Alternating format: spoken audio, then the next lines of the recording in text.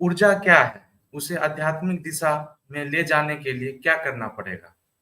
क्या तंत्र साधना भी वही काम करता है जो मेथड्स और प्रोसेस करता है? एक फर्क है, मैं गलत हो सकता हूं, लेकिन आप अपने जीवन में प्रयोग करें, जांचें, तो शायद बात स्पष्ट हो जाएगी कि किसी भी तरीके के प्रयोग में प्रयोगकर्ता कौन है। अगर प्रयोगकर्ता वहां पर विद्यमान है, जो कि किसी भी प्रयोग की योजना के लिए एक आवश्यक तत्व है। भाई, जब आप योजना बनाने जा रहे हैं किसी भी तंत्र की, मंत्र की, साधना की, जप तप की, तो वह आप भविष्य में बनाएंगे ना। आप समय में तो उसे निर्मित करेंगे ना।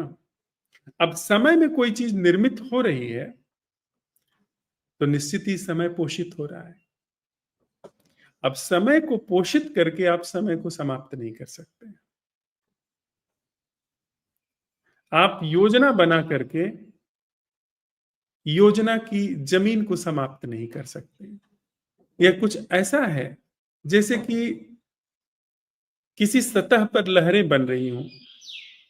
अब लहरों को रोकने के लिए आप अपनी उंगली डाल दीजिए वहां पर, मैं अब लहरों को रोक दूंगा, तो आपकी उंगली नई लहरों को पैदा करना शुरू कर देगी। तो मुझे ऐसा समझ में, जैसा मैं अपने जीवन में सीख रहा हूं, सीख पाया हूं, कि करने वाला जब तक है तब तक सारे तंत्र, सारे मंत्र विफल होने के लिए बाध्य है। हाँ, मुझे नहीं पता कि तंत्र की कोई विधा ऐसी हो जिसमें करने वाला ही ना हो, तो फिर वो तंत्र नहीं होगा, तो फिर कुछ और बात होगी। तो फिर ये असंभव प्रश्न एक तंत्र हो सकता है जिसमें कोई करने वाला नहीं है। असंभव प्रश्न जिसका उत्तर नहीं आता है, ये तंत्र की श्रेष्ठतम विधा में से एक हो सकता है।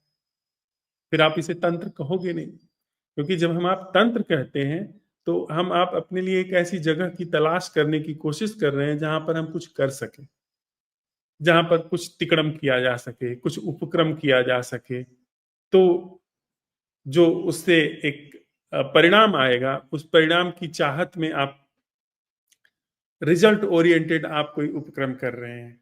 कम से कम उम्मीद आपके अंदर रिजल्ट ओरिएंटेड उपक्रम करने की है। ऐसी स्थिति में मैं नहीं समझता हूं कि कोई भी क्रिया सिद्ध हो पाएगी जब तक कि करने वाले को न समझा जाए।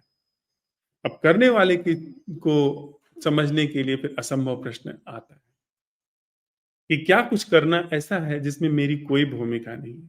जब तक वो धरातल आप नहीं खोज लेंगे, तब तक आप मुश्किल में रहेंगे। कुछ भी करेंगे, आप मुश्किल में रहेंगे।